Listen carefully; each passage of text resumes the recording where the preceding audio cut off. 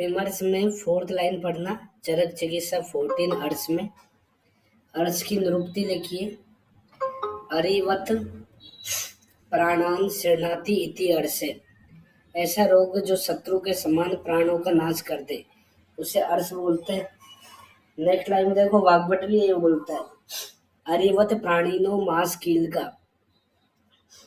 शत्रु के समान नाश करने वाले मांस की कील बन जाए उस रोग को हम अर्श बोलते हैं। 5 नंबर के श्लोक में फर्स्ट लाइन, द्विविधानी अर्शांसी। अर्श यहाँ पे देखो 2 प्रकार के। पहला नाम है सहजानी, कुछ सहज होते हैं। कानिचित, कुछ जातस्य उत्तर काल जानी, मतलब कुछ जन्म से पहले ही होते हैं और कुछ जन्म के बाद में उत्पन्न होते हैं। इसके बाद सेकंड लाइन में द्विविधो बीज उपतप्तो हेतु माता पितर उपचारते। तो जो ये बीज दृष्टि होती है अर्श में, इसमें 2 कारण होते हैं। एक तो है माता पिता का अपथ्य सेवन करना और दूसरा पूर्व कृतम च कर्म, पूर्व जन्म में किए हुए कर्म। पूर्व जन्म में किए हुए कर्म और किसका निदान था? ऐसी लाइन क्लास में भी थी। अगली लाइन में देखो लास्ट में, अर्शांसी इति अधिमास विकारा। अर्श जो होता है वो मांस के बढ़ने से होने वाले विकार है, मांस प्रदूषित विकार है।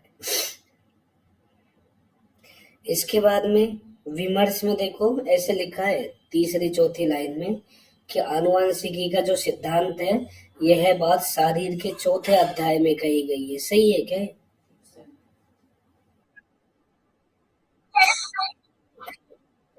तीसरा, यसे यसे ही अंगावयवस्य, ये लाइन तीसरे में कर लेना, चौथे में नहीं है।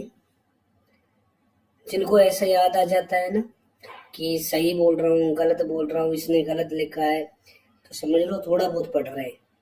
जिनको हवाई नहीं लगती तो उनकी गाड़ी भी राम भरोसे ही है। 6 नंबर के श्लोक में फर्स्ट लाइन में, गुदस्य अर्ध पंचम अंगुल अवकाश से। गुद का जो एरिया होता है, एनल कैनाल जो होती है, उसमें 4.5 अंगुल के एरिया में तीसरो गुदवलिया, 3 गुदवलिया होती है। इसने नाम नहीं बताया, बस तुम देख लो 3 होती है। चौथी लाइन में आओ, सर्वेशाम जय अर्षसाम अधिष्ठानम मेधो मासम त्वक्ष। सारे अर्श का जो अधिष्ठान होता है वो मेध मास त्वक होता है। विमर्श में तीसरी लाइन में, ऊपर से नीचे की ओर क्रम से 3 गुदवलियां होती है। सबसे ऊपर होती है प्रवाहिणी, इसकी लंबाई आधा की जगह 1.5 अंगुल कर लेना। अगर गलती से किसी की बुक में थर्ड लाइन में हाफ लिख रहा है तो इसको 1.5 कर लेना, 1.5 अंगुल। विसर्जनी, इसकी लंबाई भी 1.5 अंगुल होती है। संवर्णी, इसकी लंबाई 1 ना है, इसकी भी 1.5 अंगुल है। तीनों गुदवलियों की लंबाई 1.5 अंगुल होती है, 1.5 अंगुल होती है। टोटल करोगे तो 4.5 अंगुल टोटल गुदवली की लंबाई होती है, जिसमें 3 गुदवलियां रहती है। याद करने के लिए प्रतिविश ऐसे वर्ड याद कर लेना। प्रतिविश, प्रे से बनता है प्रवाहिणी जो सबसे ऊपर होती है, ती से बनता है 3 होती है, वी से विसर्जनी और से संवरणी। ऐसे करके ये तीनों अंदर से बाहर की ओर होती है, तो सबसे बाहर संवरणी होती है। तो लिखता है कि इन वलियों के बाहर गुद ओष्ठ होता है जिसकी लंबाई आधा नहीं है, 1 अंगुल है। जो सबसे बाहर वाली संवरणी होती है उसकी गुद ओष्ठ से दूरी 1 अंगुल होती है। नेक्स्ट श्लोक में फर्स्ट लाइन में सहजानी अर्शांसी। पहले सहज अर्श के बारे में बोलता है, अलग अलग तरह की आकृति बता रखी है। तुम तो बस लास्ट लाइन में देखो, यथा स्वम दोष अनुबंध वर्णानी, दोषों के अनुसार होती है। इनका जो वर्ण है दोषों के अनुबंध के अनुसार होता है। नेक्स्ट श्लोक में इसके लक्षण, फर्स्ट लाइन में तई उपहतो जनन प्रवृत्ति भवती अति कृशो विवरण। जन्म से ही दोष जब बढ़ जाते हैं तो अधिक रस विवर्ण क्षीण और दीन हो जाता है, जो रोगी होता है क्षाम दीन। फिर नेक्स्ट लाइन में शर्करा स्मरिमान, शर्करा स्मरी जैसे लक्षण मिलते हैं। फिर नेक्स्ट लाइन में पढ़ो, हरित पीत रक्त अरुण तनु सांद्र पिच्छिल कुणप गंधी आम पुरुष उपवेशी, ऐसा मल त्याग करता है वो। कुणप गंधी वर्ड हमने कौन से रोग के असाध्यता में पढ़ा था? मुक्ति की असाध्य अवस्था।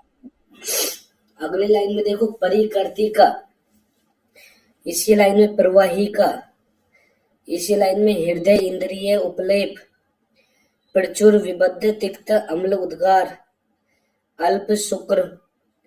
फिर एक लाइन छोड़ के अगली लाइन में तिमिर, फिर एक लाइन छोड़ के प्रध्यान परे, जब बार बार सोचने वाला, परम अलस परम आलसी, ये सारे इसके लक्षण होते हैं।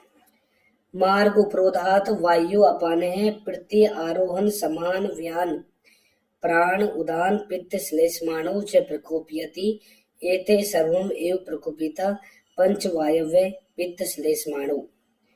याद रखना, ऐसा कौन सा रोग होता है जिसके अंदर पांचों वायु, पांचों पित्त और पांचों गर्भ का इन्वॉल्वमेंट होता है? याद रखना, अर्श।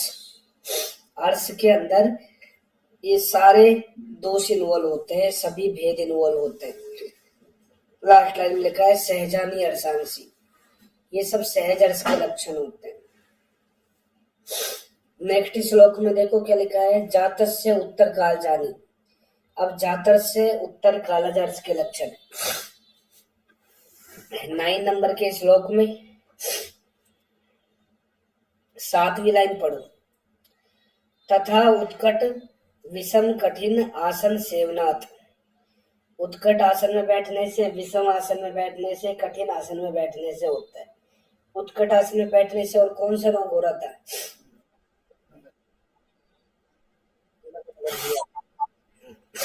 दोनों गुदमार्ग की व्याधि होती है तो दोनों ही होते हैं। फिर अगली लाइन में शीत अंबु सम स्पर्शयात, गुद्द जो होती है उसको शीतल जल से धोने से, प्रचालन करने से।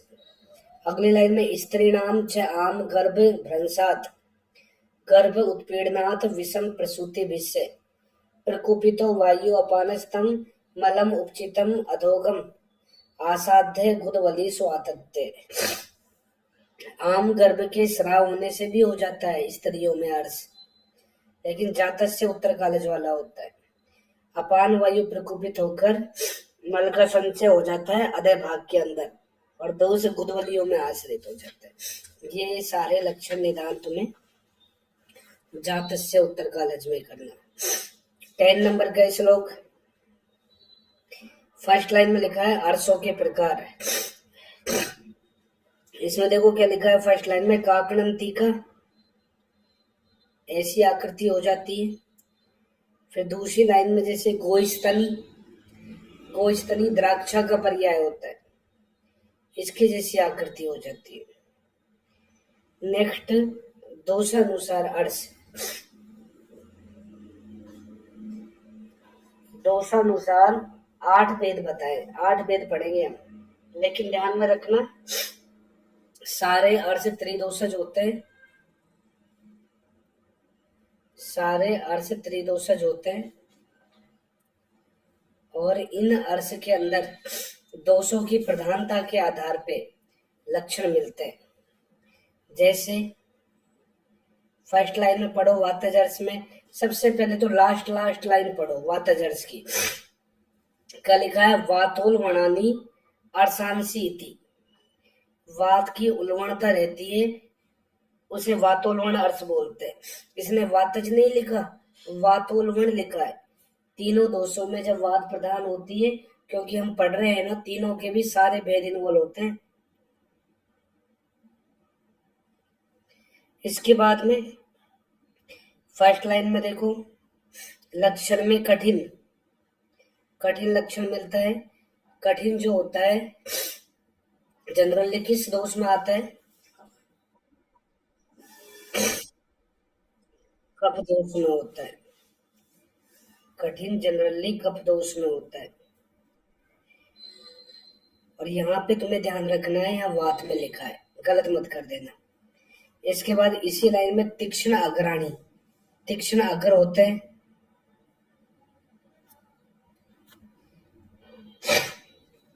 दूसरी लाइन में स्फुटित मुखानी, मुख स्फुटित होता है। विषम विसर्तानी, शूल आक्षेप तोद रुख स्फुरण, चिमचिमाहट याद रखना।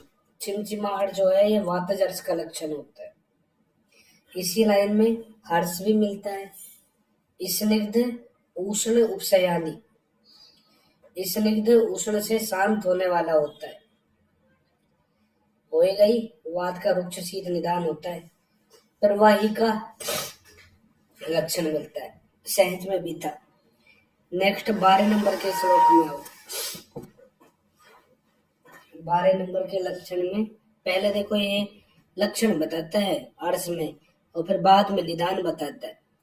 तो निदान में देखो, तीक्ष्ण मध्य मैथुन सेवनम, ये लाइन तुम पित्तोदर्म पित्तज अर्श में मत कर देना, वातज में करना।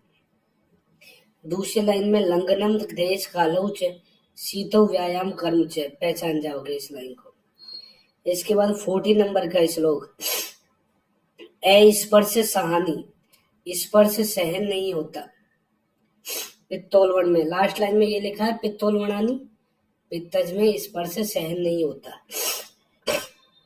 दूसरी लाइन में विसर्गंधी जैसा लक्षण मिलता है।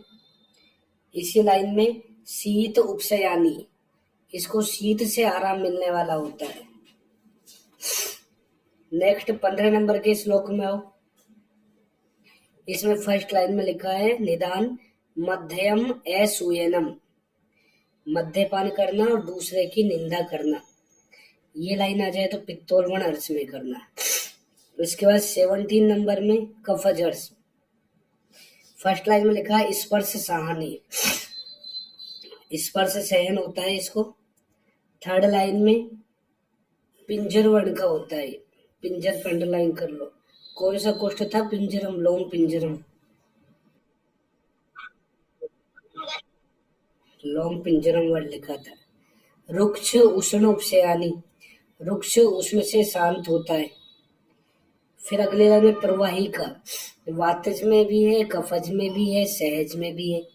प्रवाहिका में वा लिखा है, वा से वातज बोल दो, का से कफज बोल देना। फिर इसी लाइन में वक्षण आनाहा, कौन से वेगदान का लक्षण है?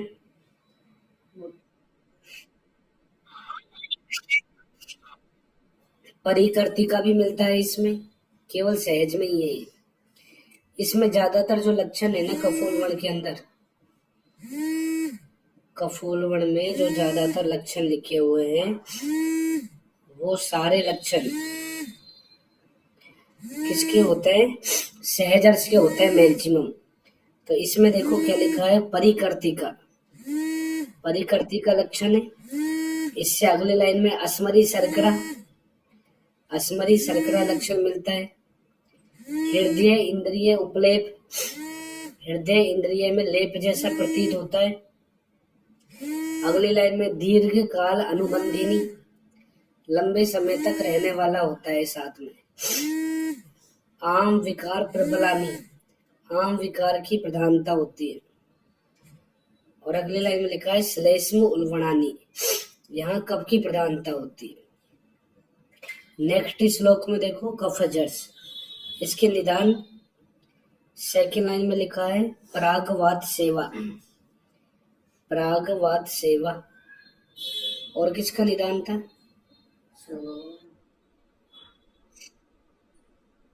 शिरोरोग का था। और कौन सी ऋतु में निषेध होता है परागवात का? शरद ऋतु में होता है इसका।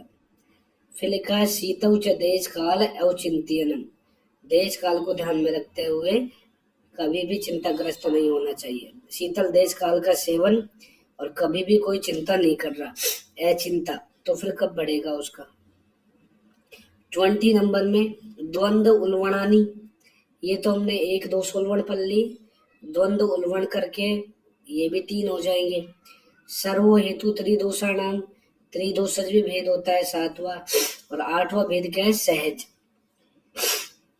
सहज 8वां भेद होता है। विमर्श में देखो पहली लाइन में लिखा भी है कि चरक ने ऐसे करके 8 भेद माने। दूसरी लाइन में सुश्रुत भी ऐसे बोलता है, बस द्वंद्वज के स्थान पे रक्तज बोल देता है।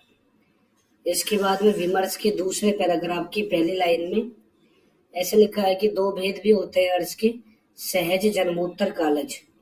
शुष्क और आर्द्र करके ऐसे भी 2 भेद होते हैं। शुष्क जो होता है उसमें वात कफ की प्रधानता होती है, आर्द्र जो होता है उसमें रक्त पित्त की प्रधानता होती है। तो अर्श के 2 भेद भी होते हैं और 8 भी होते हैं। आंसर क्या करोगे, एक 2। 2 कौन से, शुष्क और आर्द्र, जो हमने अष्टोदरी अध्याय में पढ़े थे वो। इसके बाद में नेक्स्ट श्लोक में आओ।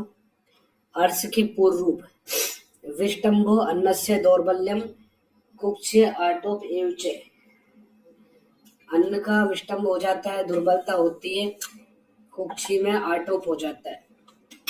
कुक्षे आदमान आटोप किसका लक्षण है,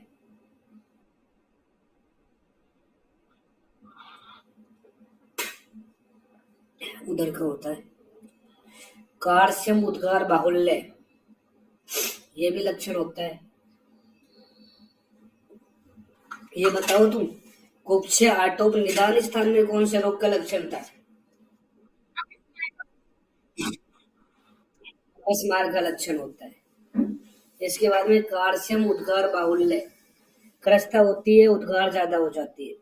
शक्ति साध, कौन से स्थानगत विदृधि का लक्षण होता है, वंक्षण का होता है। अल्प विटिकता, फिर इसमें देखो ग्रहणी दोष पांडु अर्थे आशंका च उदृश्य च, शॉर्ट में GAP, गैप यहाँ पे भी बोल दो। ग्रहणी दोष GUP है ना, GUP करके बोलना, GUP। तो ग्रहणी दोष हो गया, यू से उधर हो गया, P से पांडु। अगर ये याद नहीं होना तो ऐसे सोचना कि ये अर्थ जो है 14 नंबर का चैप्टर है, तो एक तो इससे पहले वाला चैप्टर ले लो उधर, और 2 इसके बाद वाले चैप्टर ले लो।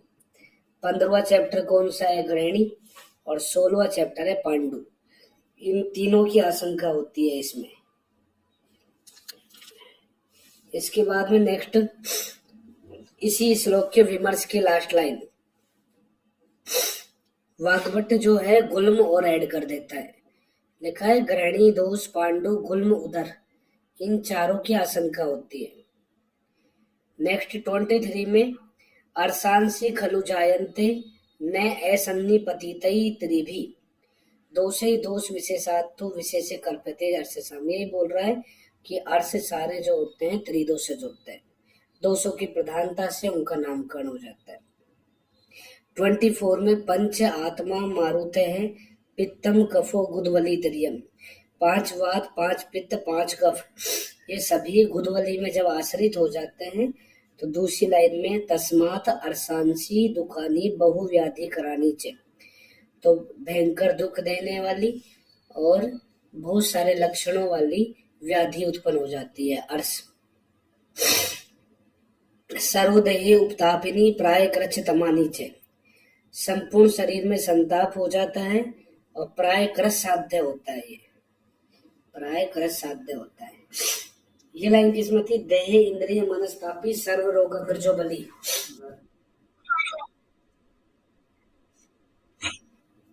ज्वर में असाध्य अर्श के लक्षण, फर्स्ट लाइन में हस्ते पादे मुखे नाभ्याम गुदे वृषणियों तथा सोतो हृत पार्श्व शूलम चे यस्य असाध्यो अर्श सो ही से।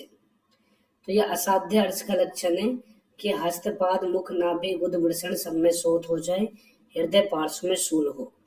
दूसरी लाइन में हृदय पार्श्व शूलम सम्मोह छर्दी अंगस्य रूप ज्वरे, तृष्णा, ये लक्षण भी मिल जाए तो भी असाध्य होता है। तीसरी लाइन में सहजानी त्रिदोषणानी यानी छह आभ्यंतरम वली, सहज अर्थ हो, त्रिदोष की प्रधानता हो या आभ्यंतर वली में दोष आश्रित हो तो ऐसे अर्थ असाध्य होते हैं। नेक्स्ट श्लोक में शेषत्वात आयुषे तानी चतुष्पाद समन्वित, आयु शेष हो, चिकित्सा के चारों पाद विद्यमान हो, याप्यंते दीप्त कायाग्नि, कायाग्नि दीप्त हो तो ऐसा अर्थ याप्य होता है, कोमा लगा दो। अन्यथा इसके विपरीत लक्षण वाला प्रत्याख्य होता है। इसके बाद अगली लाइन में द्वंद्व जानी द्वितीयायाम वलौ यानी आश्रितानी च कर साध्यानी तानी आहु परिसंवत्सराणी च, तो कर साध्य होता है जो द्वंद्वज होता है, दूसरी वली में आश्रित होता है और 1 वर्ष पुराना अर्थ कर साध्य होता है। 1 वर्ष पुराना छक्षीण क्या होता है? क्या होता है?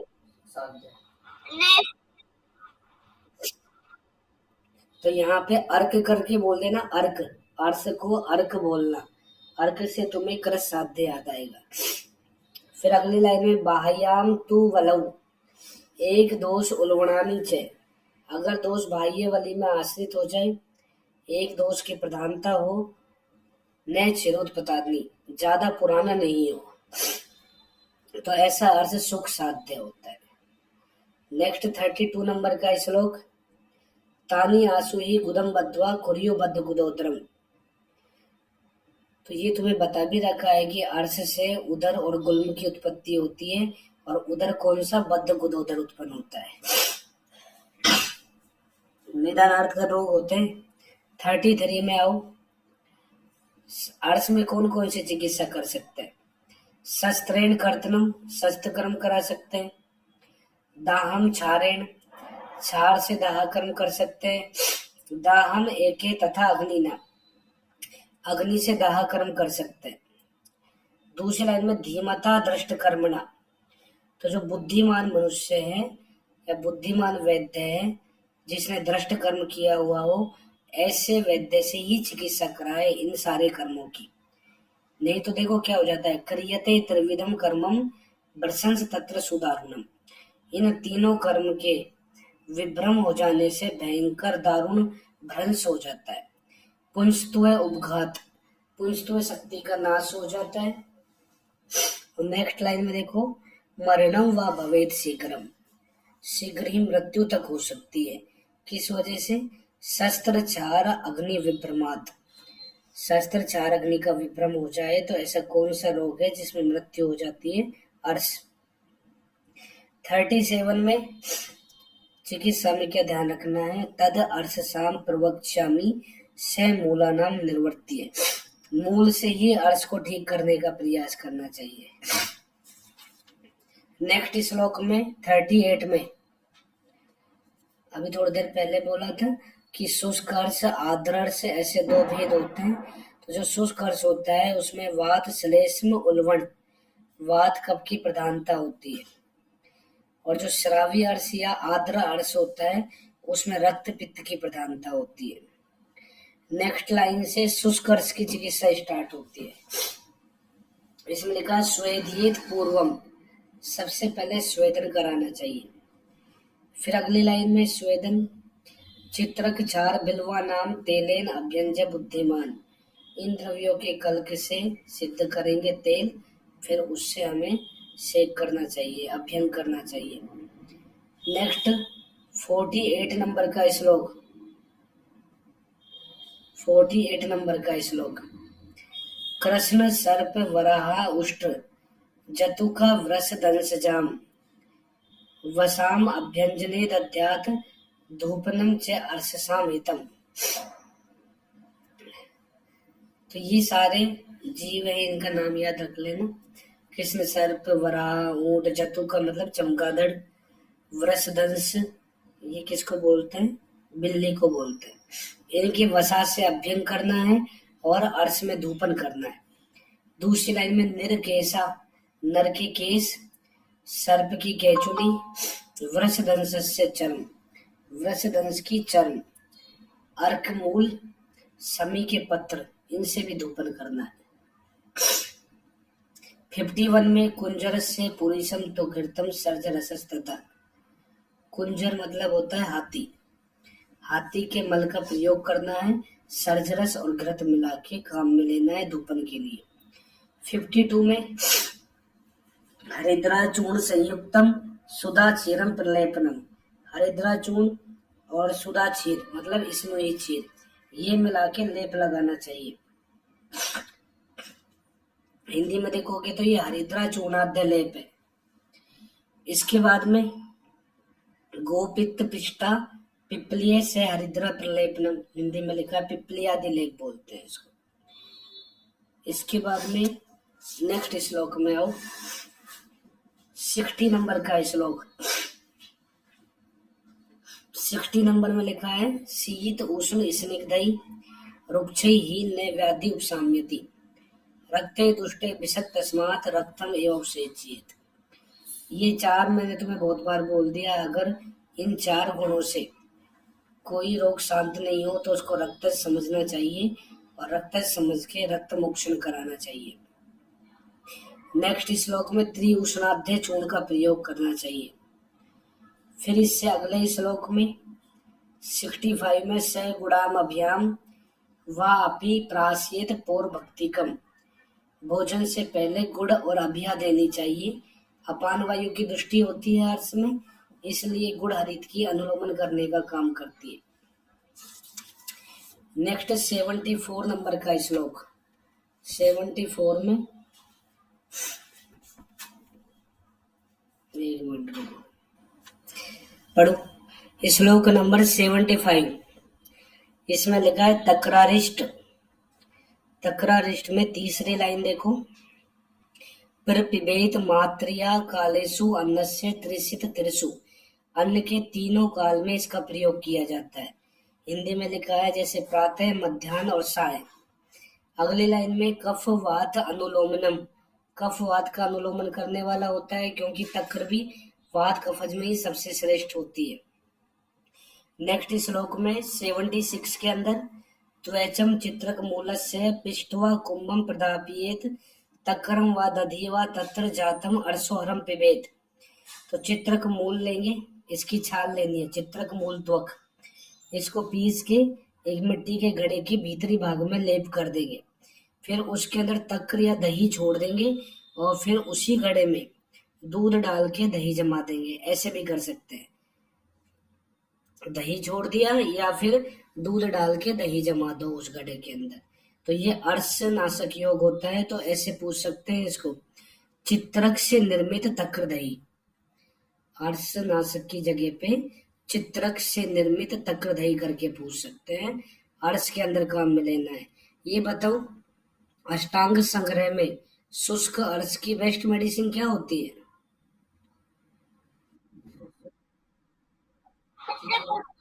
चित्रक भल्लातक। और रक्तार्स की बेस्ट मेडिसिन क्या होती है? मैं ये पहले बताया हूँ मैं तुम्हें। और अष्टांग हृदय में भल्लातक किसमें श्रेष्ठ है? और कुटज किसमें श्रेष्ठ है? इसार में। तो अब नेक्स्ट श्लोक में आओ, वात श्लेष्म अर्शसाम तकरात परम नास्ति यह भेषजम। तकरात को ब्लैंक कर लो। वात कफज अर्श में तक्र के समान कोई श्रेष्ठ औषध नहीं है। अब ये तक्र है ना, हम दो तरह से काम में ले सकते हैं। इसी लाइन में लिखा है यथा दोषम स स्नेहम, नोट कर ले इसको, यथा दोषम स स्नेहम रुक्षम एवच। जब वात की प्रधानता होती है तो स्नेह युक्त काम में लेनी है, और अगर कफ की प्रधानता होती है तो रुक्ष काम में लेनी है। अगली लाइन में कब तक प्रयोग कर सकते हैं? सप्ताहम दशाहम व पक्षम मासम अथापि व। 7 दिन, 10 दिन, 15 दिन या 30 दिन तक काम में ले सकते हैं। ध्यान रखना है इसको, मैक्सिमम 30 दिन तक देनी है, मिनिमम 7 डेज। 79 नंबर में आओ, तक्रम एवं औचारियत। हेडिंग में भी लिखा है तक्र का प्रयोग अर्श में बताया है, उदर में भी हमने पढ़ा था कल कि सारे उदर में अलग अलग द्रव्यों के साथ मिलके तक्कर का प्रयोग करना था। इसके बाद में चौथी लाइन में आओ 82 में, काल कर्मज्ञ सहसा नैचे तक्रम निवर्तियेत। जो काल को जानने वाला मनुष्य होता है वो सहसा तक्र का प्रयोग नहीं छोड़े। तक्र प्रयोगो मासांत है क्रमेण परमोहित है। 1 मास तक इसका प्रयोग करे, धीरे धीरे बढ़ाते जाए, उत्कर्ष करता रहे, फिर इसी को अपकर्ष विधि से कम कर दे। अपकर्षो यथा उत्कर्षो न तु अन्नाथ अपकर्ष्यते। फिर नेक्स्ट लाइन में रुक्षम अर्धोद्धृत स्नेहम यतस्य अनुद्धृतम घृतम। तक्र चरक में 3 प्रकार की होती है, एक होती है रुक्ष, दूसरी होती है अर्धोद्धृत स्नेह जिसमें आधा स्नेह मिला हुआ होता है, एक तो जिसमें बिल्कुल भी स्नेह नहीं है, एक जिसमें आधा स्नेह है, और तीसरी अनुद्धृत घृतम जिसमें बिल्कुल भी घी नहीं निकाला। ये तीसरा भेद है। फिर नेक्स्ट लाइन में तक्रम दोष अग्नि बलवित त्रिविधम तत्प्रयोज्येत। 3 प्रकार की होती है तक्र। देखो चरक में 3 है, वाग्भट में भी यही 3 भेद है, सुश्रुत में 2 कर लो और भाव प्रकाश में 5। सब पढ़ा दूं बस मैं पढ़ा। सुश्रुत में 2 और भाव प्रकाश में 5। एक लाइन छोड़ के फिर अगली लाइन में आओ। तेन पुष्टि बलम वर्णय प्रार्सस्य उपजायते। पुष्टि बलवन हर्ष की उत्पत्ति होती है। वात श्लेषम विकारा नाम सतम चापी निवर्तते। वात कफज विकार 100 वात कफज विकार, जिनमें से वात के 80 नानात्मज और कफ के 20, तो ये 100 विकारों को दूर कर देती है। नास्ति तक्रात परम किंचित औषधम कफवातजे। तो वात कफज रोगों में तक्कर के समान कोई दूसरी श्रेष्ठ औषध नहीं है, सबसे बेस्ट तक्कर होती है वात कफज में। इसके बाद में श्लोक नंबर 104 पे आओ। 104 में पिप्लियादिघ्रत वही चीजें हैं, पंचकोल और यौछार जो षटफल सर्पी में होता है। इसके बाद में 106 में अपर पिप्लियादिघ्रत दूसरा भी होता है, जिसमें पिपली मूल को दही दाड़म और धान्य से सिद्ध करेंगे। ये वात वर्चो विबंधनुत होता है। इसके बाद में नेक्स्ट योग का नाम है चव्याधिघ्रत। इस श्लोक की लास्ट लाइन में देखो गुदभ्रंश में काम में लेते हैं इसको। इससे अगले योग का नाम है नागराध्यघ्रत। इसमें भी लास्ट लाइन में देखना गुदभ्रंश को ठीक करता है। इससे अगले वाला तृतीय पिप्लियादिघ्रत। तो पिप्लियादिघ्रत यहाँ 3 बताए, अर्श में 3 बताए। नेक्स्ट 120 में स गुड़ाम पिपली युक्ताम घृत भ्रष्टाम हरित की।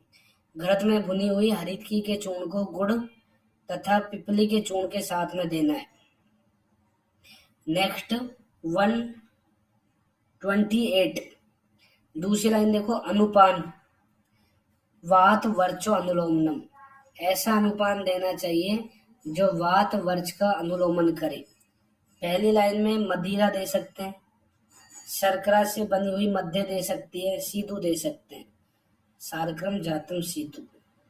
इसी लाइन में शिशिर जल का प्रयोग कर सकते हैं।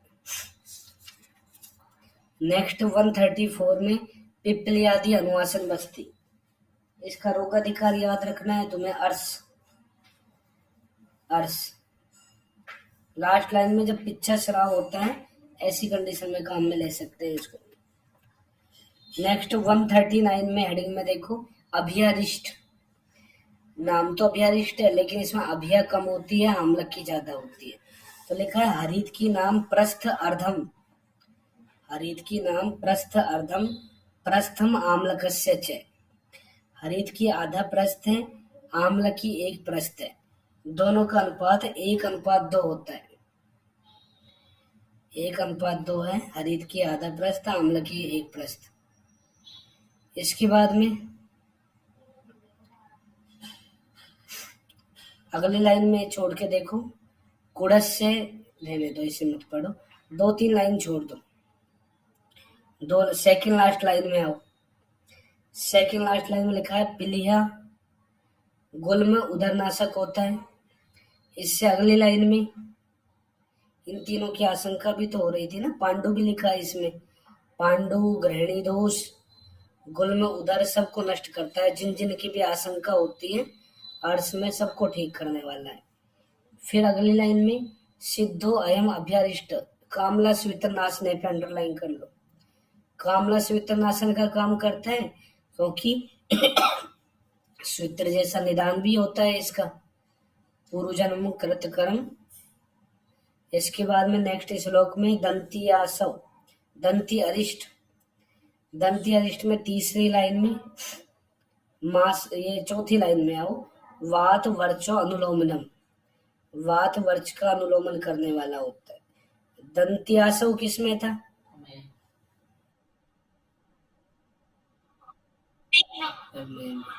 दंती दिरवंती से सिद्ध तेल,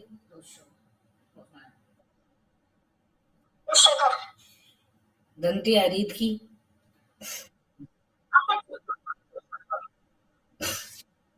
नेक्स्ट श्लोक फलारिष्ट, कल ये बताया आज लिख लो ना फला, पहले अभी देखो फर्स्ट लाइन पे अंडरलाइन करो।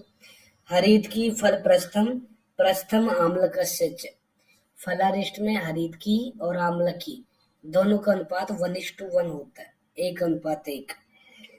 फिर इसके बाद तीसरी लाइन में ग्रहणी अर्शो विकारवान, इनको दूर करने का काम करता है। लास्ट लाइन में अग्नि संदीपनो ही ऐसे हैं कृष्ण आत्रेय भाषित है, अग्नि संदीपन का काम करता है और यह है योग कृष्ण आत्रेय ने बताया। ऊपर लिख लो कृष्ण आत्रेय द्वारा वर्णित योग, लिखो कृष्ण आत्रेय द्वारा वर्णित योग। सबसे पहले फलारिष्ट,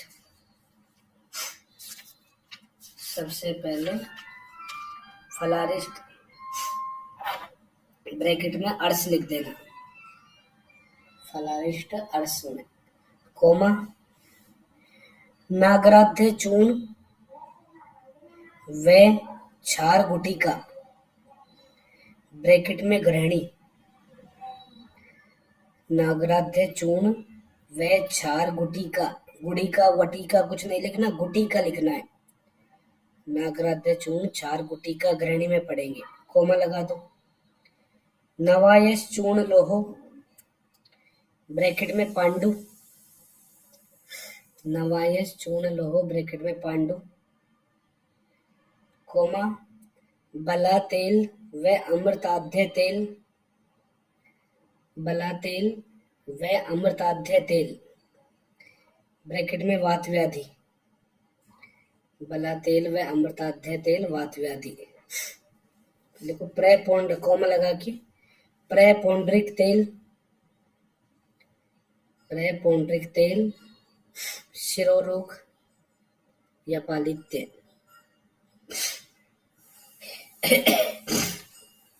इन सब में कृष्ण आत्रेय भाषितम या वर्णितम ऐसा वर्ड आता है।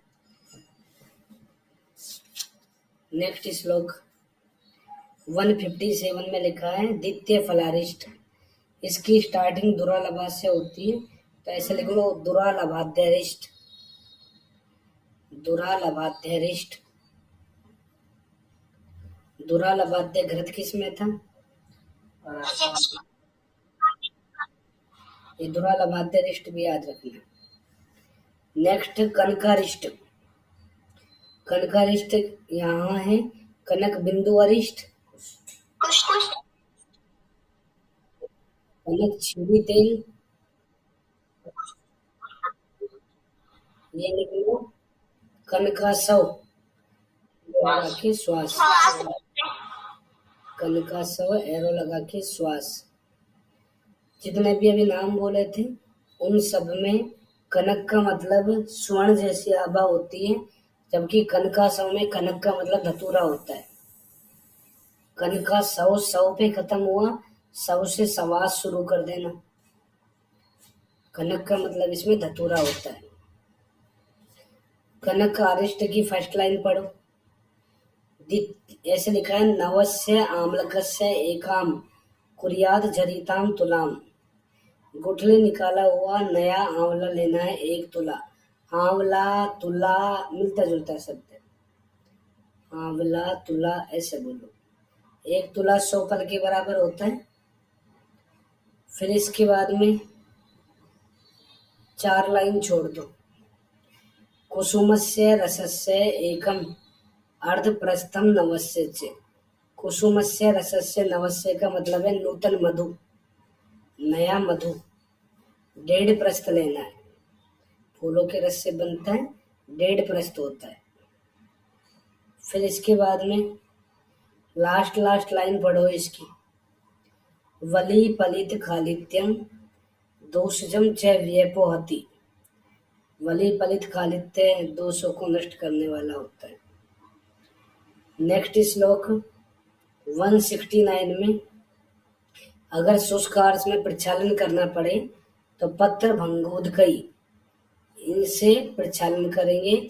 उष्ण जल में इनको सिद्ध कर लेंगे, पका लेंगे और गुद का प्रक्षालन करेंगे। पत्र भंगेन शीर्षस्य परिसेचित के इसमें था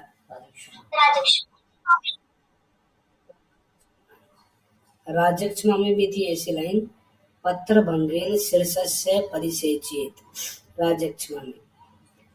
ये सब यहाँ तक हमने शुष्क अर्श की चिकित्सा पढ़ी है। इसके बाद में नेक्स्ट 170 से लिखा है चिकित्सितम इदम श्राविण्याम। यहाँ से आर्द्र अर्श या श्रावी अर्श की चिकित्सा स्टार्ट होती है। दोषों के अनुबंध के आधार पर ये 2 प्रकार के होते हैं, एक वात अनुबंधी और दूसरा कफ अनुबंधी। एक वात अनुबंधी, दूसरा कफ अनुबंधी। नेक्स्ट श्लोक में देखो हेडिंग में क्या लिखा है 171 में, बस नाम पे अंडरलाइन कर लेना, वात अनुबंधी। इससे आगे वाले में लिखा है कफ अनुबंधी। फिर नेक्स्ट 175 में, स्निग्ध शीतम हितम वाते कोमा लगा दो, रुक्ष शीतम कफानुगे चिकित्सितम इदम तस्मात् संप्रदार्यम प्रयोजित।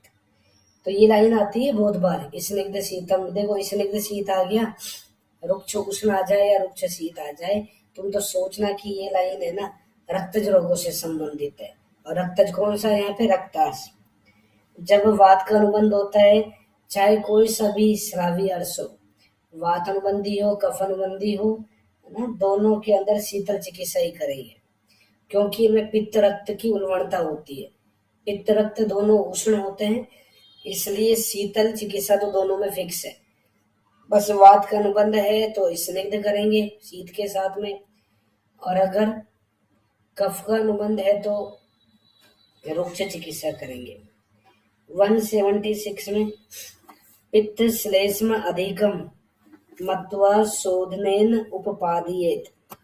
पित्त और कफ की अधिकता का लक्षण रक्तार्स में अगर मिले, दोनों की अधिकता मिल रही है साथ में, तो शोधन कर्म करना चाहिए, वमन या विरेचन करना चाहिए। श्रवणम चापी उपेक्षेद लंघनई व सम उपाचरित। रक्त का स्राव हो रहा है तो उसकी उपेक्षा कर देनी चाहिए, होने देना चाहिए, उसको अपने आप से बंद नहीं करना चाहिए, अपने आप ही रुकने देना चाहिए। वन नहीं तो कौन से रोग हो जाएंगे, जैसे हम रक्त पित्त में भी पढ़े थे कि आदि में स्तंभन नहीं करेंगे, आदि में संग्रहण नहीं करेंगे, तो बहुत सारे गलग्रह पुतीना से ऐसे रोग हुए थे। तो यहाँ 178 में भी रक्त पित्त ज्वर तृष्णा ऐसे रोग हो जाते हैं। नेक्स्ट श्लोक 180, तस्मात् दुष्टे दुष्ट रक्ते रक्त संग्रहण हितम। दुष्ट रक्त निकल जाए उसके बाद ही रक्त संग्रही चिकित्सा करनी चाहिए। 182 में हो, अग्नि संदीपनार्थम च रक्त संग्रहणाय च दोषाणाम पाचनार्थम च परम तिक्तई उपाचरेत। इस लाइन में परम तिक्तई उपाचरेत को ब्लैंक कर लो। इन तीनों कंडीशन में श्रेष्ठ चिकित्सा होती है। अगर अग्नि संदीपन करना है, रक्त को रोकना है, दोषों का पाचन करना है, तो रक्त अर्श के अंदर तिक्त द्रव्यों से सिद्ध घृत काम में लेना चाहिए या इन द्रव्यों का प्रयोग करना चाहिए। नेक्स्ट श्लोक 184, रक्त स्राव कब बंद कर देना चाहिए, लिखा है घर्म काले पित्तोल्बणम रक्तम। जब पित्त की प्रधानता हो, रक्त पित्त की प्रधानता हो और ग्रीष्म ऋतु हो, ऐसी कंडीशन के अंदर रोक देना चाहिए। नेक्स्ट रक्त अवरोधक योग, कुटज त्वक निर्यो है सेनाग्रह स्निग्ध रक्त संग्रहण। कुटज की छाल में शुंठी मिला के काम में लेना चाहिए। इसके बाद में इसमें घृत सिद्ध कर देना चाहिए। ये रक्त अवरोधक योग होता है। कुटज हमने रक्तार्स में श्रेष्ठ चिकित्सा पढ़ी है। 188 में कुटजादि रस क्रिया। इसमें देखो फर्स्ट लाइन में क्या लिखा है, कुटज त्वचो विपाच्यम फल सतम आद्रम महेंद्र सलीलेन। कुटज की छाल लेनी है 100 फल, इसको कूटकर वर्षा के जल में पकाना है। महेंद्र जल काम में लेंगे। और कौन से योग के निर्माण में महेंद्र जल काम में लिया था? अणु तेल। अणु तेल भी 100 गुना महेंद्र जल मिला के बनाया था।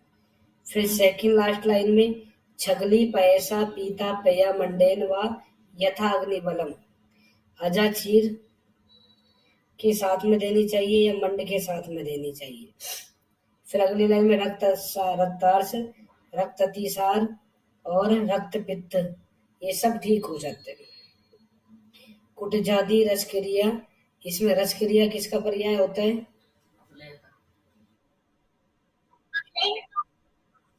रस क्रिया अवलेह का पर्याय होता है।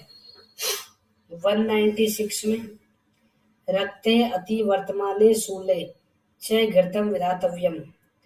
रक्तार्थ में ज्यादा रक्तस्राव हो रहा है, सूल हो रहा है, तो फिर घृत का प्रयोग करना चाहिए। कुटज फलादि घृत दे सकते हैं, अगले लाइन में लिखा है। फिर नेक्स्ट श्लोक 204 204 पलांडु शाक, इसका प्रयोग तक्र के साथ कर सकते हैं। तक्रेण के बाद कोमा लगा दो। उपोदिका में बदर अम्ल मिला के फिर तक्र के साथ दे सकते हैं। और मसूर सूप में भी तक्र अम्ल खट्टे छाछ मिला के दे सकते हैं। ये सारे संग्रह ही होते हैं, रक्तस्राव रोकने के काम में लिए जाते हैं। 209 में रक्तार्स में रक्त का प्रयोग। सागांतरादि तरुणम सैरुधिरम उपसादितम बहुपलांडु व्यत्यासात मधुर अम्लम विणवात विण शोणित संचय देयम। रक्तार्स में यदि मल और रक्त का ज्यादा मात्रा में क्षय हो जाए तो ऐसी कंडीशन में तरुण बकरे की अंतराधि, अंतराधि मतलब मध्य शरीर का मांस देना है। रक्त के साथ में विधि पूर्वक इसी का रक्त लेना है, इसी का मांस, इसी का रक्त लेना है। और उसमें ज्यादा मात्रा में प्लांडु स्वरस मिलाना है, बहु प्लांडु। और कभी मधुर रस से और कभी अम्ल रस से व्यत्यासात चिकित्सा करनी चाहिए। बताया भी था तुम्हें अल्टरनेट ट्रीटमेंट, कभी मधुर देंगे कभी अम्ल देंगे, ऐसे व्यत्यासात चिकित्सा करते हैं। सबसे पहले यहाँ है, अभी और भी आती जाएगी। 210 में नवनीत, नवनीत दे सकते हैं। इसके बाद में 212 में प्रायण वात बहुलानी अर्शांसी भवंती अतिश्रुते रखते। प्राय सभी अर्श वात की प्रधानता से होते हैं। और जब इनमें रक्त ज्यादा मात्रा में निकल जाए तो दुष्टे अपीचे कपित्ते तस्मात अनिलो अधिको के, तो वात का कोप हो जाता है। इसलिए सारे अर्श में वात की प्रधानता रहती है। इसलिए इनमें जो भी आहार विहार चिकित्सा करनी है वो वात अनुलोमन चिकित्सा करनी है। ये लाइन आ जाए तो अर्श में करनी है। इसके बाद में नेक्स्ट श्लोक में प्रक्षालन के लिए रक्तार्श में पंचवल्कल का प्रयोग कर सकते हैं। इसके बाद में फिर श्लोक नंबर आओ, इस पे 219 नंबर पे दूसरी लाइन पढ़ना। दूर्वा घृत का प्रयोग करेंगे प्रदेह के लिए, लेप के लिए। शतधोत सहस्त्रधोत सर्पी भी काम में लेंगे। और व्यजन पवने है सुशीत, ठंडे पंखे की हवा इसको अपन उसमें बैठाएंगे, इससे रक्त स्राव बंद हो जाता है। 222 में अगर इन सब चिकित्साओं से भी रक्तार्थ ठीक नहीं होता है, आभि क्रिया भी अथवा सीता भी यस्य तिष्ठन्ति न रक्तम, अगर इन सारी चिकित्साओं से रक्तार्थ का रोगी ठीक नहीं होता है, रक्त रुकता नहीं है, इन सब करने के बाद में भी दूसरी लाइन में स्निग्ध उष्ण मांस रस से तर्पण करना चाहिए। ऐसी लाइन अगर विषम ज्वर में आ जाए कि सब चिकित्साओं से विषम ज्वर ठीक नहीं हो, तो फिर क्या पढ़े थे हम? हाँ, हम विरेचन पढ़े थे। उस कंडीशन में विरेचन कराना है। अगर ये लाइन आ जाए रक्तार्स में। तो इस कंडीशन में स्निग्ध उष्ण मांसरस से तर्पण करना है।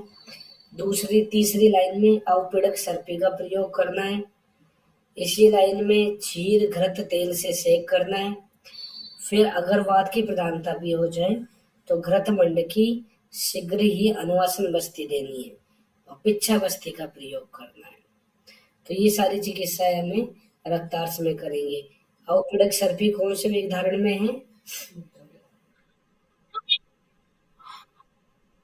स्नेह की कौन सी मात्रा काम में लेते हैं?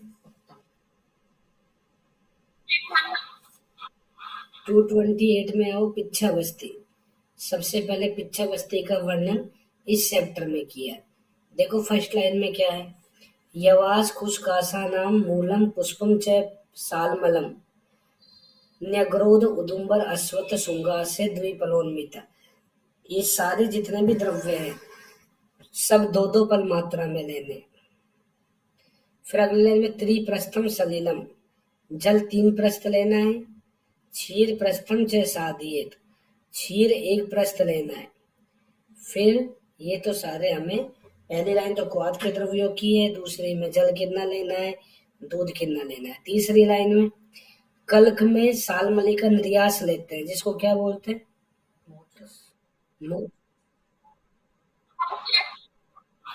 सालमली निर्यास मोच रस को बोलते हैं। समंगा मंजिष्ठा काम में लेंगे। इसके बाद में चंदन उत्पल एसीत वेदे वाले काम में ले रहे हैं। वत्सक बीज, कुटज का बीज काम में लेंगे। प्रियंगु पद्म केसर, ऐसे द्रव्य कल्क के द्रव्य होते हैं। फिर इसके निर्माण के बाद में घृत छोद्र शर्करा मिला के इसका प्रयोग करना है। प्रवाहिका गुदभ्रंश से रक्त स्राव ज्वराप है, ये सारी कंडीशन ठीक हो जाती है इससे। फिर नेक्स्ट श्लोक देखना। 233 में लिखा है हिबेरादि घृत। हिबेरादि पानी है, किसमें था? तो रक्त पित्त में था। ये हेबेरादि घृत पूछे तो अर्श में करना है, रक्तार्श में करना है। लास्ट लाइन में देखो क्या लिखा है, इच्छा श्राव हो जाए अर्श में, योज्यम एतत् त्रिदोषनुत, ये घृत त्रिदोष नाशक होता है। नेक्स्ट श्लोक में लिखा है सुनिष्णक चांगेरी घृत। इस घृत के अंदर देखना 5वीं लाइन में त्रिंशत पलानी प्रस्थो अत्र विज्ञेयो द्विपलाधिके सुनिष्णक चांगेरियो प्रस्थो दौ स्वरसस्य च। इस योग के अंदर एक प्रस्थ 32 फल के बराबर होता है। जनरली एक प्रस्थ 16 फल के बराबर होता है। वमन विरेचन रक्त मोक्षण में 13.5 फल के बराबर होता है। और इस योग में और कोई भी योग नहीं है चरक के अंदर चिकित्सा में जिसमें एक प्रस्थ 32 फल के बराबर हो, इसी में 32 फल के बराबर है। अगले लाइन में सुनिष्णा कितनी मात्रा में लिया और चांगेरी का स्वरस 2 प्रस्थ मात्रा में लेना है। सुनिष्णक चांगेरी का स्वरस, ये घृत की मात्रा थी। इस सुनिष्णक चांगेरी घृत की मात्रा 1 प्रस्थ है। इस घृत में 1 प्रस्थ जो है 32 फल के बराबर है। और सुनिष्णक चांगेरी का स्वरस, दोनों एक ही बात है। इसका स्वरस 2 प्रस्थ मात्रा में लेना है। लास्ट लाइन में लिखा है निरत्यम, इसके प्रयोग काल में किसी भी तरह का उपद्रव नहीं होता। ऐसी लाइन और किसमें थी? दंती अजीत की। नेक्स्ट श्लोक 243 में व्यत्यासात मधुर अम्लानी शीत उष्णानी च योजित। अर्श में व्यत्यासात क्रम करेंगे। देखो रक्तार्स में केवल मधुर अम्ल लिखा था, यहाँ पे मधुर अम्ल शीत उष्ण इन सब से हम व्यत्यासात चिकित्सा करेंगे। 244 में अर्शांशी च अतिसारस से घृणी दोष एवच, इस लाइन को ब्लैंक कर दो। 3 विकार जो होते हैं प्राय परस्पर एक दूसरे के हेतु होते हैं। त्रियो विकारा प्रायण, ये परस्पर हेतु है। कौन कौन से? अर्श, अतिसार और घृणी। डबल एजी, आग करके याद कर लेना। आग, आग मतलब अग्नि की बहुत इंपॉर्टेंस है इन तीनों में। आग, ए से अर्श, ए से अतिसार, जी से घृणी। एसाम अग्नि बल क्षय हीने वृद्धि वृद्धे परिचय, अग्नि का बल क्षीण होता है तो इनकी वृद्धि होती है, अग्नि का बल बढ़ता है तो इनका क्षय होता है। ये लाइन भी इन तीनों के लिए करना। तस्मात अग्नि बलम रक्षम एसु त्रिषु विशेषते, तो इन तीनों में विशेष रूप से अग्नि की रक्षा करनी चाहिए। इससे पहले और कौन सा रोग था जिसमें अग्नि की रक्षा कर रहे थे? गुल्म भी ऐसे होता है, अग्नि बढ़ती है तो गुल्म घटता है, अग्नि घटती है तो गुल्म बढ़ता है। 147 में अर्थ में पथ्य यद वायु अनुलोमनाय यद अग्नि बल वृद्धि, वायु का अनुलोमन करने वाले, अग्नि बल को बढ़ाने वाले अन्नपान औषध द्रव्यों का प्रयोग करना चाहिए। इसके बाद में विमर्श में देखो लास्ट में ये आउटलाइन सी बनी है कि 4 कर्म करते हैं अर्श में, औषध कर्म, चार कर्म, अग्नि कर्म, शस्त्र कर्म, इन 4 का प्रयोग करते हैं। फिर इसमें 3 पैराग्राफ छोड़ के 4 कर्म देखो, इसके नीचे 3 पैराग्राफ छोड़ के 4 कर्म देखना। इस 4 कर्म में चौथी लाइन पढ़ो, क्षार की मात्रा 3 मात्राएं होती है। अधम मात्रा जो होती है नख उच्छेद प्रमाण की होती है, मध्यम मात्रा इसकी डबल होती है और उत्तम मात्रा 3 गुना होती है। पित्तज अर्श में अधम मात्रा काम में लेंगे, श्लेष्म अर्श में मध्यम मात्रा काम में लेते हैं, और अर्श में वात की प्रधानता होती है, इसलिए वातार्श में उत्तम मात्रा काम में लेंगे।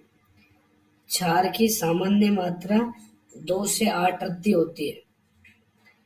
क्षार की सामान्य मात्रा लिख लो, 2 से 8 रत्ती होती है अगर रत्ती में पूछे तो। इसके बाद में नेक्स्ट चैप्टर पे आओ, ग्रहणी दोष।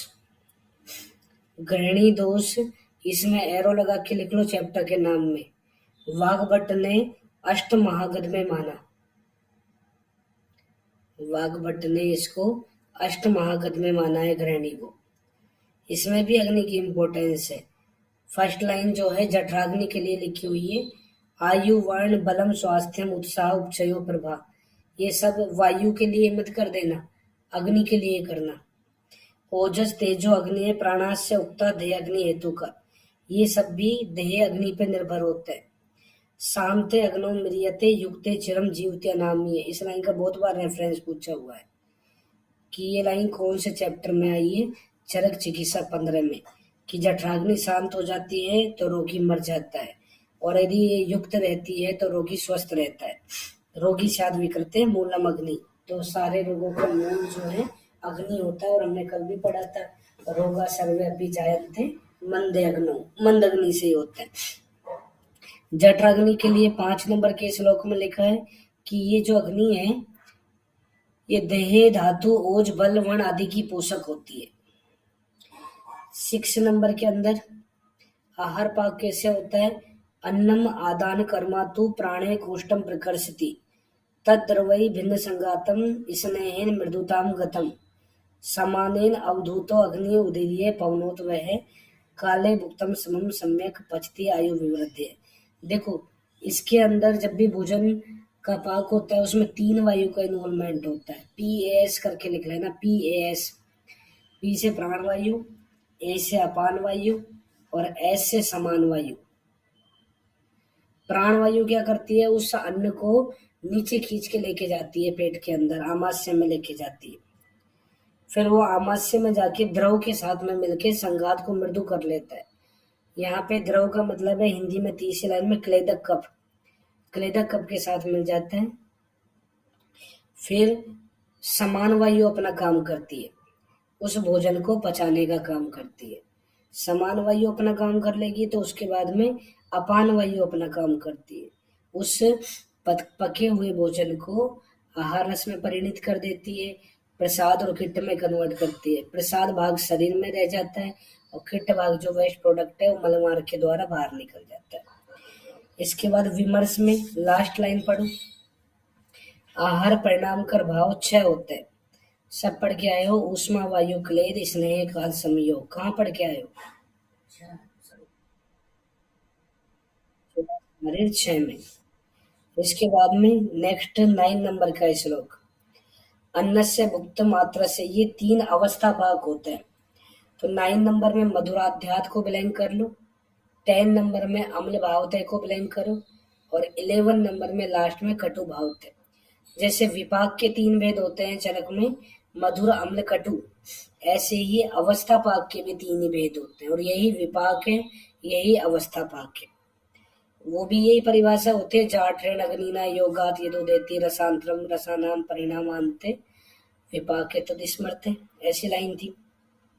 तो इसमें तीनों स्टेज देखो। फर्स्ट लाइन में अन्न से भुक्त मात्र से षड रस से प्रपाकते, जो 6 रस युक्त वाला जो आहार है वो आहार आमाशय में पहुंच जाता है। आमाशय में पहुंचकर आमाशय में उसका पाक हो जाता है, जिससे मधुर रस की उत्पत्ति होती है। और मधुर रस जो होता है वो फेन के रूप में होता है, उससे कफ बढ़ जाता है।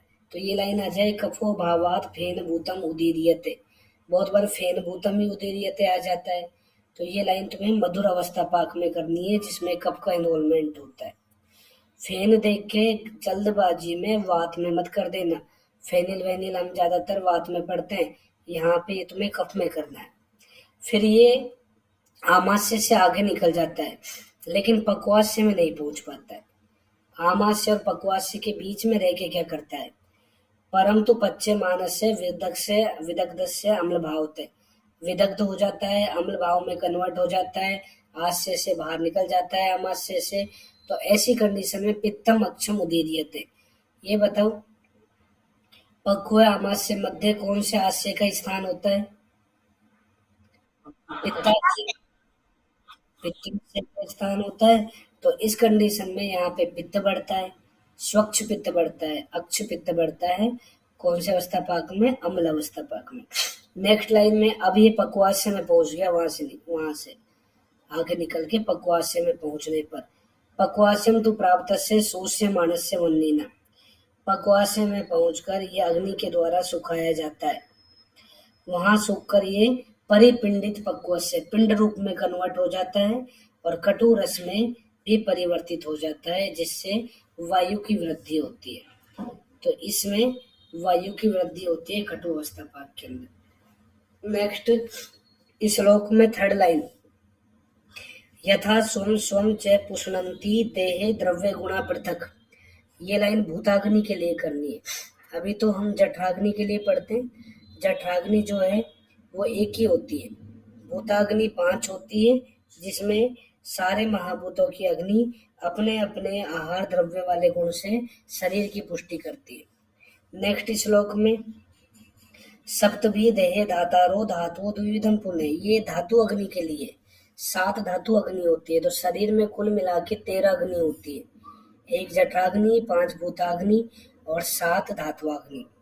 यथा स्वम अग्नि भी पाकम यांति किट प्रसादवत, तो ये किट प्रसाद वाला वर्ड आ जाए, ये धातु अग्नि के लिए करना है कि किट और प्रसाद में चेंज हो जाता है। इसके बाद में अगले लाइन में धातुओं का निर्माण कैसे होता है, रसाद रक्तम ततो मासम मासान मेदे ततो अस्थि अस्थनो मज्जा तते शुक्रम शुक्रात गर्भ प्रसाद जय।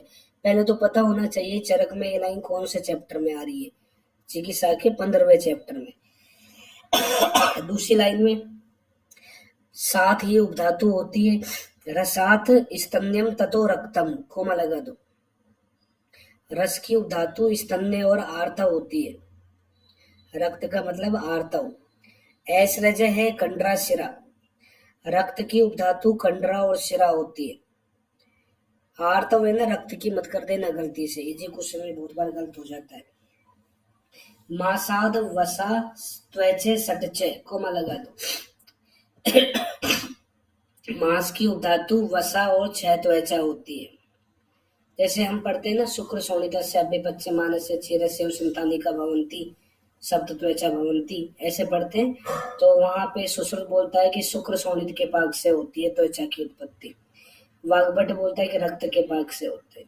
अगर तुमसे ऐसे पूछ ले, बताओ सुश्रुत में ये चरक के अंदर त्वचा की उत्पत्ति किससे होती है, तो ऑप्शन में मांस लिखा हुआ हो तो मांस से करना। मांस धातु से त्वचा उत्पन्न होती है, 6 त्वचा उत्पन्न होती है। साथ में मांस में से लिखा है, वसा में से लिखा है। शुद्ध मांस के स्नेह भाग को क्या बोलते हैं? तो ये भी आ गया। तो लिखा है मेद से है, स्नायु संभव है। मेद की उपधातु स्नायु होती है, तो ऐसे करके 7 उपधातु होती है। तो शुक्र की कोई उपधातु नहीं होती है, अस्थि मज्जा इनकी भी नहीं है। तो ये संभव पे कुछ नंबर लिखा होगा, मेद से स्नायु संभव है, इस पे कुछ नंबर है। इसका मतलब नीचे जाके पढ़ो, स्नायु संधिये करके लिखा है। तो कभी भी संधि करके पूछे, नाम तो नंबर तो 7 ही करना है उपधातु का। कभी ऐसे पूछ ले कि संधि किसकी उपधातु है, तो ऑप्शन में तुम्हें मेद लिखा है तो मेद की करना। विमर्श में सेकंड लाइन में धातु निर्माण में 3 न्याय होते हैं, क्षीर दधी न्याय, केदारी कुल्याय न्याय और खफेत खले कपूत न्याय। अगली लाइन में क्षीर दधी न्याय से कर्म परिणाम पाक भी बोलते हैं, जैसे दूध से दही बनता है, ये क्षीर दधी न्याय, संपूर्ण दूध दही में कन्वर्ट हो जाता है। 4-5 लाइन छोड़ के देखो, क्षीर दधी न्याय को कर्म परिणाम पाक या सर्वात्म परिणाम पाक भी बोलते हैं। इस क्षीर दधी न्याय में एरो लगा के लिख सकते हो, लिख लो।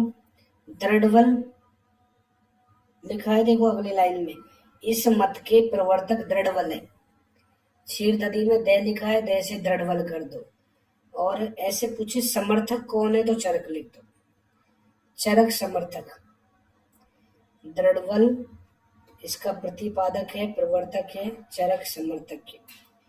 फिर लिखा है केदारी कुल्याय न्याय, इसमें एरो लगा के लिख दो, भाव प्रकाश प्रवर्तक, सुश्रुत समर्थक। भाव प्रकाश प्रवर्तक, सुश्रुत समर्थक। जैसे खेत में क्यारियों के द्वारा पानी देते हैं, ऐसी धातुओं का पोषण होता है, निर्माण होता है। फिर एक लाइन छोड़ के खले कपूत न्याय, जैसे खलिहान से पक्षी उड़ते हैं, अपने अपने घोंसलों पर जाके बैठ जाते हैं, ऐसे ही सारी अग्नियां धातु अपने अपने अग्नियों के साथ मिलकर आगे वाली धातु मल इनका निर्माण करती है, उपधातुओं का निर्माण करती है। खले कपूत न्याय में लिख लो, चक्रपाणी प्रवर्तक, सुश्रुत समर्थक। यही एक और नाम लिखो, एक काल धातु पोषण पक्ष, एक काल धातु पोषण पक्ष, एरो लगा के लिखो। अरुण दत्त प्रवर्तक, अरुण दत्त प्रवर्तक, कोमा वाघभट्ट समर्थक। ये तो 7 धातु है, इनकी 7 उपधातु है। इन्हीं धातुओं के अगले श्लोक में मल भी लिखे, किट्टम अन्नस्य विणमूत्रम, कोमा लगा दो। अन्न का जो मल होता है वो विणमूत्र होता है।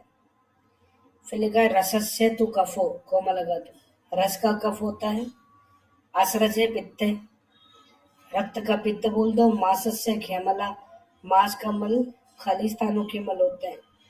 मल है स्वेदस्तु मेद है, मेद दे पे खत्म हुआ, स्वेद दे पे खत्म हुआ, मेद का स्वेद। यत स्याद किट्टम केश लोम अस्थिनो, कोमा लगा दो। अस्थि का मल केश लोम होते हैं। फिर इस लाइन में मज्जा, मज्जा का मल ऐसे बोलना है, स्नेह अच्छी विट त्वचाम, तो ऐसे बोलो स्नेह विट, नहीं स्नेह त्वचाम अच्छी विट, ऐसे अलग अलग बोलना।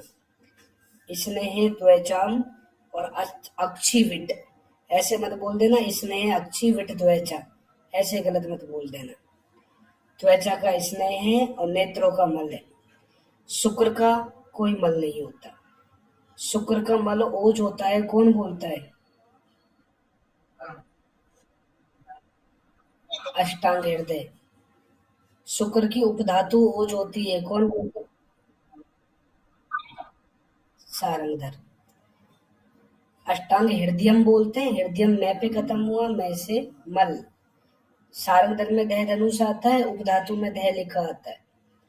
अगली लाइन में परस्पर उपसमस्तब्धा धातु स्नेह परंपरा, धातु स्नेह परंपरा से जो एक किट्ट प्रसाद है, एक किट्ट की उत्पत्ति के लिए है, एक दूसरे को धारण करने वाले होते हैं। प्रसाद और किट्ट जो होते हैं धातु स्नेह परंपरा से एक दूसरे को धारण करते हैं। 20 नंबर में वृश्य आदि नाम प्रभावस्तु पुष्णाति बलमासु ही, षड्भी केचित अहोरात्र इच्छन्ति परिवर्तनम संतत्या भोज्य धातु नाम परिवृत्तिस्तु चक्रवत। तो रस से लेके शुक्र का निर्माण यहाँ पे 6 दिन में होता है, चरक के अंदर 6 दिन में बोलते हैं कुछ लोग, और ये चक्र के समान परिवर्तित होता है, चक्र के समान होता रहता है। वृस्य औषधिया प्रभाव से कार्य करती है, तो इससे इनका निर्माण होता है, धातुओं का निर्माण होता है, शुक्र का निर्माण होता है। फिर इसके बाद में यहाँ से आगे हम कल पढ़ेंगे। यहाँ ये लिख लो बस कि सुश्रुत में एक मास में, सुश्रुत में एक मास में रस से शुक्र या आर्तव का निर्माण, रस से शुक्र का निर्माण पूछे तब भी एक मास करना, और रस से आर्तव का निर्माण पूछे तब भी एक मास करना सुश्रुत के अनुसार। यहाँ से आगे कल पढ़ेंगे।